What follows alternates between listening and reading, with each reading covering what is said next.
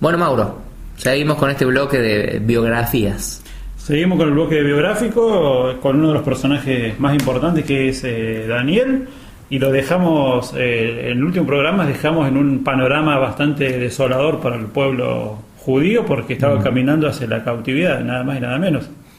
Una larga procesión a la cautividad, y en la cual creo que muchos no han podido llegar. Estamos hablando de, en este momento, el apogeo de Babilonia, ¿no es cierto?, después de la caída de Asiria y el retiro de Egipto en cuanto a geopolítica, para ubicarnos en el mapa antiguo, en donde vemos claramente cómo Nabucodonosor empieza a gobernar la región, ¿no es cierto? Bueno, y ahí es donde nos queremos centrar en la historia, que es la cautividad del pueblo judío. Así es, Jerusalén había sido destruida, había sido saqueada, habían sido llevados cautivos, como bien decías, la flor y nata de la sociedad judía, sus linajes reales, sus príncipes, sus gentes de clase más alta, en un largo camino por el desierto que se calcula que en ese tiempo y en esas condiciones llevaría entre 2 y 3 meses por territorios totalmente desolados, o sea, sí, en cuanto a... climáticamente es un viaje bastante complicado, en el que, como bien decías vos, muchos deben haber quedado en el camino, ¿no? Claro. Y en condición de esclavos, no era un viaje. Nunca perdamos de vista esto, que Daniel, si bien quizá podría haber tenido algún tipo de privilegio por haber pertenecido a clases altas del pueblo judío, pero estaba en condición de esclavo, ¿no? Tal cual. Bueno, quiero hacer referencia, para ir en colación de lo que estamos hablando, de un poco de la lectura de la Biblia en el Antiguo Testamento, en el libro de Daniel. Quiero hacer una breve lectura del capítulo 1 en el versículo 3, y dice así: Y dijo el rey a Aspenaz, jefe de sus eunucos, que trajese de los hijos de Israel, del linaje real de los príncipes, muchachos en quienes no hubiese tacha alguna, de buen parecer, enseñados en toda sabiduría, sabios en ciencia y de buen entendimiento, e idóneos para estar en el palacio del rey, y que les enseñase las letras y la lengua de los caldeos. Vaya tema, ¿no es cierto?, la selección de pequeña tarea de Aspenaz. Sí. Y nada más para estar ante la presencia del rey, el gran rey Nabucodonosor, ¿no es cierto?, el que hacemos mención hace un rato. Sí, creo que quizás es interesante para tratar cómo es la idea y cómo venimos intentándolo, por lo menos, de formarnos un panorama y tratar de llegar lo más aproximadamente posible a la realidad que vivían estos personajes, ¿no? Para quizá de esa manera comprender mejor lo que sintieron, comprender mejor y valorizar mucho más cómo fue su relación con Dios, que es lo que nos importa especialmente en este tema, ¿no? Pero para eso es importante entender las condiciones en las que se dio todo esto, ¿no? Aquí el primer personaje que se menciona, fuera del rey de Israel y de Daniel, es Aspenaz. Aspenaz era el jefe de los eunucos del rey. En las cortes orientales, especialmente, era muy común la presencia de eunucos. Eunucos normalmente tenían puestos muy altos, pero tenían características especiales. Sí, justamente. El eunuco, además de cumplir roles muy distintivos dentro de las sociedades, ¿no es cierto?, sobre todo en la sociedad acá caldea, babilónica, tenían unas características especiales, que eran personas que habían sido castradas, ¿no es cierto? Habían sido castrados, era una costumbre muy fuerte de Babilonia, sobre todo, y cumplían altos cargos, altos roles dentro de la corte del rey, y justamente la confianza del rey se depositaba sobre esta persona. Era designado por el rey, nombrado por el rey para llevar a cargo las peticiones de este. Entonces, Aspenaz se le había solicitado la elección, lo que vendría a ser ahora, un poco en la actualidad, tipo un casting de jóvenes que tuviesen todo esto que describimos recién, que sean sabios, entendidos, de buena presencia, para obedecer los designios del rey. Sí, era una costumbre, volviendo al tema de los eunucos, ¿no?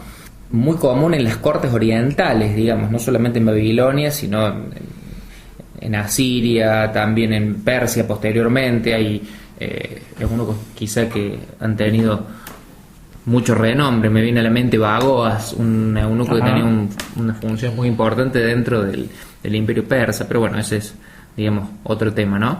Pero no así en el pueblo de Israel.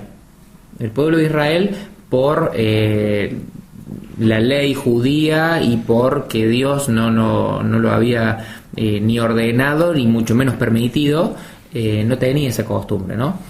O sea, la función de que fueran hombres castrados, a quienes se les habían extirpado sus testículos, claro, era indudablemente en primera instancia como eran personas que tenían, o sea, la palabra eunuco significa guardián de los lechos, hay una traducción en griego, sería la traducción exacta. Guardián de los lechos, o sea, una persona que tenía a su cuidado los enormes harenes de los reyes, las reinas, las doncellas y todas las mujeres que indudablemente rodeaban al rey. Bueno, y esta persona administraba, cuidaba, velaba por su seguridad, y por una cuestión de quizá obvia, bueno, se tomaba esa determinación de privarlos de esa posibilidad de llegarse de manera carnal, digamos, a las mujeres del rey, ¿no?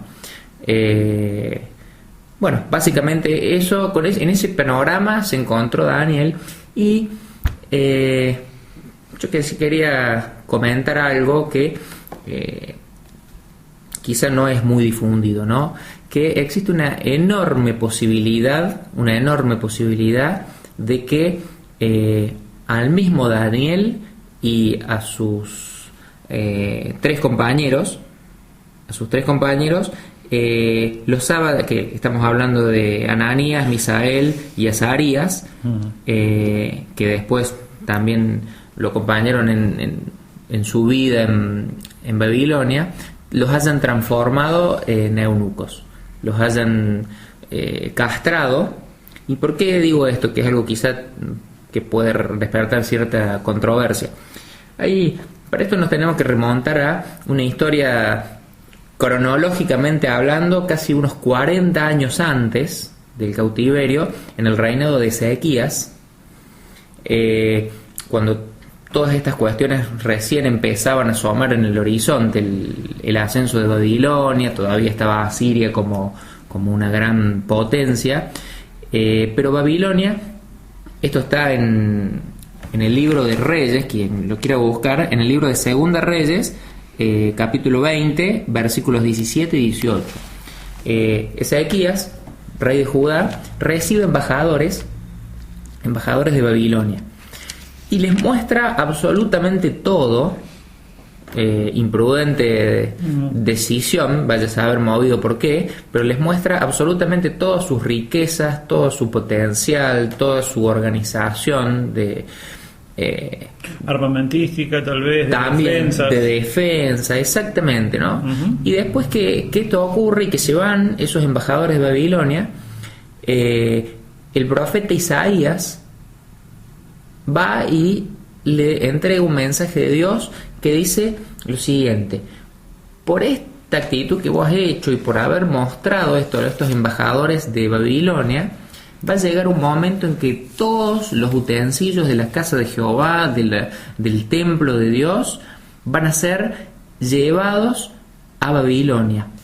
Y el versículo 18 dice algo quizá clave para esto que estamos desarrollando, y dice: y tus hijos, los que engendraste y de tu casa, van a servir como eunucos en la corte de Babilonia. Por eso esta profecía tal cual, empezando por los utensilios que fueron llevados, que fueron saqueados y que adornaban en este momento los templos de los dioses babilónicos. Recordemos 40 años aproximadamente atrás, sí, dicho por Isaías. Exactamente. Bien. Y estos hijos de los linajes reales, es muy probable que también acá se haya cumplido esta profecía hecha por Isaías en Segunda Reyes y hayan sido convertidos en eunucos. No lo dice literalmente y no lo encontramos, pero tiene un alto grado de probabilidad por el hecho de que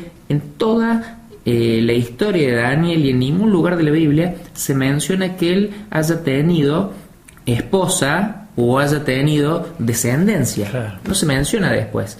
Que sí se lo hace, por ejemplo, en el caso de José, que es un caso similar, muchísimo tiempo antes, cuando él encuentra el favor en la corte de Egipto. Uh-huh. Pero él, bueno, se menciona que contrae matrimonio, se menciona su descendencia. La descendencia es algo muy importante, especialmente en el pueblo de Israel, y en la Biblia siempre es consignado, ¿no? Por eso creemos que quizás no es aventurado de decir que Daniel, Ananías, Azarías y Misael fueron convertidos en eunucos, pensando y en parte de esa capacitación para cumplir funciones posteriormente en la corte babilónica, ¿no? O sea, con todo lo que ello implicaba, ¿no? Una costumbre aberrante para el judío, una costumbre total y un hecho absolutamente traumático. Claro. Imaginemos a alguien que de un momento para el otro, más allá de la situación de dolores físicos que seguramente debe haber existido, pero privado de la posibilidad de una descendencia. Y siendo aún jóvenes, justamente privarte de poder procrear y insertarte en un rango de costumbres completamente distintas, distintas y hostiles y aberrantes para un judío. Exacto. Porque estamos hablando de que él fue probablemente muy influenciado por las reformas de Josías, como lo habíamos dicho, que se había vuelto de todo corazón al único Dios verdadero, a Jehová.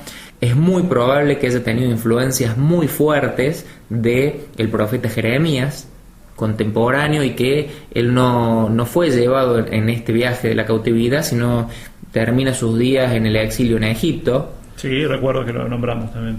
Y el profeta que lo va a acompañar y va a compartir su tiempo en Babilonia es Ezequiel, que es quien escribe el libro también, que cronológicamente la Biblia sigue también, Ezequiel, Daniel, Oseas, Joel. Bueno, ese profeta Ezequiel también va a compartir el cautiverio de Daniel. Entonces, para él debe haber sido algo terrible y un entorno hostil por donde se lo mire, ¿no? Uh-huh. Y en medio de esa situación, Dios tenía un propósito, ¿no? Que ya lo vamos a ir desarrollando o tratando de verlo, ¿no? Sí, justamente estamos desarrollando la vida de Daniel y en el libro de Daniel empieza la vida de él, se empieza a citar justamente ya en el cautiverio.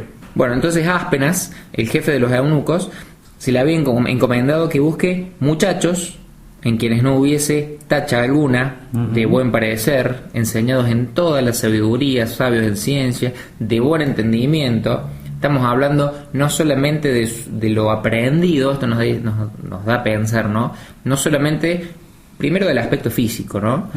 Después, no solamente de lo aprendido o la formación que hayan podido tener, que indudablemente debe haber sido de lo mejor que Israel podía brindar, sino también al decir de buen entendimiento, de su capacidad de aprender, de sus talentos naturales, uh-huh, para desarrollar funciones, algo totalmente, por lo menos inteligente de parte del rey de Babilonia, ¿no?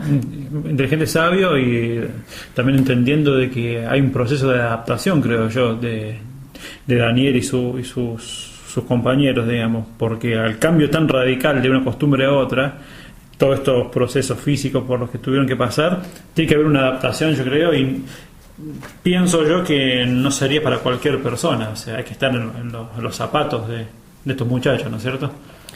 Sí, y bueno, entonces a Áspera se le encomenda una tarea que es a estos jóvenes que indudablemente no dice el número, pero deben haber sido bastantes, se le encomienda la tarea de enseñarles las letras y la lengua de los caldeos. O sea, capacitarlos más allá de la preparación que ellos traían, de su capacidad de aprender. Bueno, de aquí en más, ir ambientándolos y capacitándolos para desarrollar funciones dentro del imperio babilónico, que tenía aspiraciones de ser la potencia hegemónica del mundo en ese momento. O sea, no era una tarea menor, ni la que se pretendía, ni la que se le había encomendado a Ásperas, porque me imagino que debe haber sido una posición bastante incómoda, digamos, tener que dar cuenta al rey en algún periodo de tiempo, de presentarle y seleccionar esta gente para, bueno, que el rey después juzgaría o seleccionaría para desarrollar tantas funciones, ¿no? Como vimos después. Perfecto, sí. Es un panorama muy claro el que me estás dando, Daniel, porque quiero traer a lo que vos estás diciendo, ya fijarnos un poco dentro, o sea, hacia el interior de Daniel. Nosotros ya hemos descrito cómo fue el proceso del destierro, sus circunstancias exteriores, tal cual, ¿no es cierto? La llegada al palacio y todo. Bueno, ahora quiero volcar un poco la mirada hacia el interior de Daniel. Estamos hablando de que es un muchacho bastante sabio, entendido, ¿no es cierto? Y que es elegido justamente por el eunuco Aspenaz, a su vez elegido por el rey. Y quiero hacer hincapié en el tema de la escritura y la lengua de los caldeos, que no solamente que Daniel va a empezar a aprender el alfabeto o a hablar en el caldeo, sino que todo esto trae concatenado muchas otras cosas, como por ejemplo la astronomía. Recordemos que Babilonia en esa época ya poseía los primeros telescopios rudimentarios, tal vez sean, o sea, los objetos de los telescopios para el estudio de los eclipses o de los astros cercanos, ¿no es cierto? Y ellos tenían cálculos matemáticos. Recordemos también que en estas zonas es donde se crea, o por lo menos se perfecciona la aritmética y la matemática, los cálculos. Bueno, ya los babilonios poseían todos estos estudios y este conocimiento en lo que es astronomía. Y también acá ya es como que me pongo a pensar lo que habrá sentido Daniel. Los caldeos tenían un amplio conocimiento en astrología, en adivinación, cosa que sería algo muy chocante tal vez para la costumbre de Daniel o para su propia creencia y teología, ¿no es cierto?, de la teología de un solo Dios. Que, bueno, acá el panorama cambia totalmente, porque los caldeos poseían varios dioses, eran politeístas. Empezar a aprender sobre esos nuevos dioses, sobre astrología, sobre adivinación, que no es un dato menor. Y uno de sus compañeros, como vos decías, que es Ezequiel, ¿no es cierto?, que lo acompaña en la cautividad.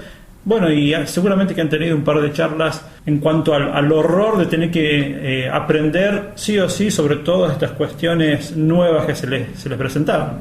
Sí, mínimamente, o sea, la confrontación con su interior y con toda su preparación y formación de toda la vida, ¿no? Corta, pero todo lo que él había escuchado denunciar, todo lo que había y tenía clarísimo que era una aberración para Dios, como la adivinación, los encantamientos, todo lo vinculado a la interpretación de los astros, que había sido el motivo por el cual Dios había traído grandes castigos en la historia del pueblo de Israel, y definitivamente era la causa de este destierro y esta destrucción de Jerusalén. Bueno, él ahora se veía en la situación de tener que aprenderlo, no necesariamente compartirlo para nada, pero sí aprenderlo para dar cuenta de esto, porque era la cotidianeidad de la cultura babilónica, ¿no? Claro, era moneda corriente, digamos, en esta costumbre. Y Dios lo está permitiendo, porque seguramente que más adelante va a haber, bueno, ya vamos a llegar, por supuesto, al caso de que por qué Dios permite todas estas cosas, ¿no es cierto? Que completamente desagradables para un hijo de él, ¿no es cierto? Ahora, a mí me lleva a pensar esto mucho, como en ningún momento en la historia, en lo que la Biblia refleja, Dios, como ¿qué término utilizar? Cuestiona o deja entrever que él se estaba equivocando al aceptar esta formación. Aparte no tendría muchas opciones, dicho sea de paso, ¿no? Pero Dios no lo cuestiona ni lo ni toma esto como un pecado, porque él conocía, así como conoce el interior de cada uno, cómo era lo que él sentía y lo que pasaba por el interior de Daniel, ¿no? Y cómo así, como vamos a ver a continuación, él no quiso contaminarse con las cuestiones exteriores, con la comida, con la alimentación, con un montón de cosas. Es indudable que tampoco esta pureza de espíritu también debe haber permanecido constantemente, más allá de estar en contacto con todas estas aberraciones, ¿no? A mí me llega a pensar mucho como estudiantes y haber pasado por la universidad con los estudios de historia. Muchas veces uno ha estado vinculado o ha tenido que estudiar y dar cuenta de cosas con las que quizá no está de acuerdo, e indudablemente se contraponen contra los principios de Dios, ¿no? Ahora, no necesariamente eso en sí mismo, estudiarlo, aprenderlo, implica estar en falta para con Dios, sino quizá eso de alguna manera y en algún momento, como es el caso de Daniel, que ya lo vamos a ver en los programas que vienen, eso fue utilizado y eso fue puesto al servicio de Dios, ¿no? Me viene a la mente el pasaje de Romanos, ¿no? Romanos 8:28, donde dice: a los que Dios aman, todas las cosas les ayudan a bien, incluso las circunstancias que aparentemente pueden ser más oscuras, más llenas de dolor, más controvertidas. Yo creo que, igual que Pablo, como lo dice en muchas oportunidades, Daniel siempre debe haber conservado su limpia conciencia. Limpia conciencia de tratar de servir a Dios, de tratar de agradarle, y tratar de, más allá de las circunstancias exteriores, buscarle de todo corazón, ¿no? Y esto no implica... No quiero decir con esto que estemos pintando superhéroes o super cristianos o super Danieles que nunca se cuestionaron nada, que no tuvieron sus momentos de crisis, sus momentos de dudas. Personalmente creo que esto es muy valioso y es algo que normalmente, y esto me lleva a pensar en que muchas veces en los ambientes cristianos, en nuestras iglesias, y caemos en el error de al menos aparentar o pretender tener todo claro, tener siempre todo bien definido, bien el rumbo a seguir, y donde los cuestionamientos no son bien vistos, y donde quizás las dudas o las depresiones o no van de acuerdo con el modelo de cristiano que muchas veces pintamos. Y me parece que no es así, porque tanto Daniel como Moisés, como Pablo, como David, como todos los personajes y los grandes hombres de Dios, los vemos quizá con sus grandes aciertos, sus grandes momentos de inspiración y donde realmente demostraron que son gigantes, y también en sus grandes momentos de crisis. Y me parece importante señalar, ¿no?, que las crisis en sí mismas no son malas, sino el tema está justamente cómo enfrentamos esa crisis. Yo creo que a través de crisis, o mejor dicho, las crisis son necesarias para crecer, para reestructurarnos nuevamente, porque si no sería todo algo lineal en cuanto al éxito, digamos, ¿no es cierto? Bueno, llegamos al final del espacio de hoy y bueno, yo me quedo con una sensación muy, muy grata, ¿no? De haber reflexionado, de haber pensado, de haber buscado en la vida de Daniel y por sobre todas las cosas hacer una relación con nuestro hoy, ¿no? Con los días que nosotros vivimos, porque después de todo ese es el sentir, y eso es la finalidad última, ¿no? Que estas reflexiones y este pensar en voz alta nos pueda servir para para reflexionar en nuestro hoy, ¿no? Bueno, los dejamos en compañía del tema de cierre, del tema musical de cierre, y yo no quería dejar pasar la oportunidad para dejarles la dirección de Facebook para que nos podamos contactar, ¿no? Y recibir críticas positivas, negativas y de la índole que les parezca. En La Puerta del Tiempo, nos pueden encontrar como La Puerta del Tiempo, y por sobre todas las cosas reconocer y agradecer el trabajo de nuestra editora, ¿no? De Erika, que nos tiene paciencia, corrige nuestros errores, que no son pocos, y bueno, un fuerte abrazo para ella también. Y agradecerle de todo corazón, ¿no? Todo este compartir esta labor, ¿no? Sí, valga la redundancia, comparto lo que me estás diciendo, y para mí ha sido muy constructivo todo esto que hemos estado hablando, y espero que lo sea para ustedes también. Y bueno, y sin más, dejarlos con esta pieza musical y que nos vuelvan a sintonizar en el próximo programa. Y también dejo mi saludo y agradecimiento a nuestra editora, que es la que nos salva de todas las cosas o nuestros errores y todo. Así que bueno, nos vemos en la próxima. Será hasta la próxima entonces.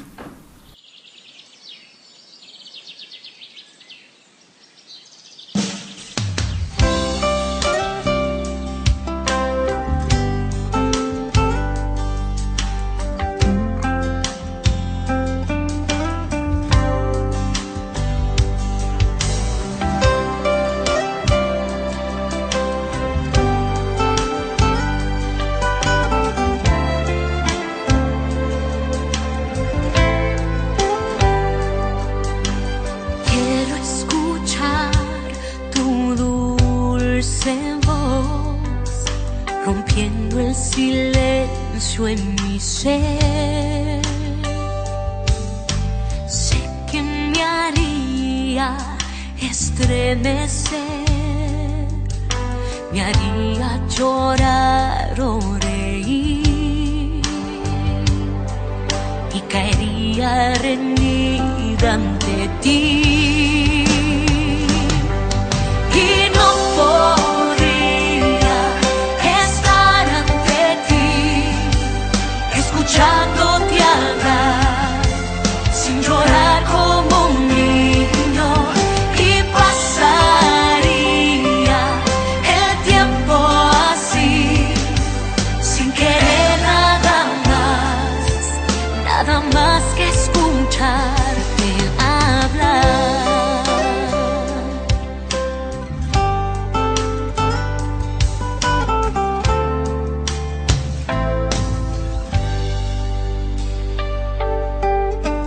Quiero escuchar tu dulce voz, rompiendo el silencio en mi ser. Sé que me haría estremecer, me haría llorar o reír,